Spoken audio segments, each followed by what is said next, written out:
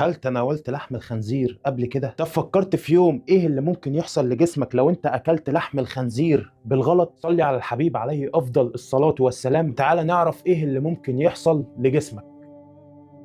ربنا عز وجل لما حرم أكل لحم الخنزير أكيد كان في أسباب وحكمة عظيمة، وللأسف العلماء اكتشفوها متأخر. بعيد عن إن الخنزير قذر وإن غذائه الأساسي على الميتة والفضلات بتاعت الحيوانات، إنه ممكن يسبب للإنسان أضرار خطيرة زي أورام البنكرياس أو أورام في الأمعاء أو لا قدر الله سرطان في الثدي عند النساء أو سرطان في البروستاتا عند الرجال أو مرض في القلب أو السكر. لكن ممكن يحصل حاجة تانية زي إن واحد فضل ياكل من لحم الخنزير لمدة 10 سنين، وتخيل ايه النتيجة؟ النتيجة انه عمل اشاعة رنين واكتشف ان في كرات بيضة في اماكن مختلفة بجسمه، وسببها انه كان بياكل لحم الخنزير لمدة 10 سنين. والكرات البيضة دي يا صديقي عبارة عن ايه؟ عبارة عن اكياس مليئة بالديدان.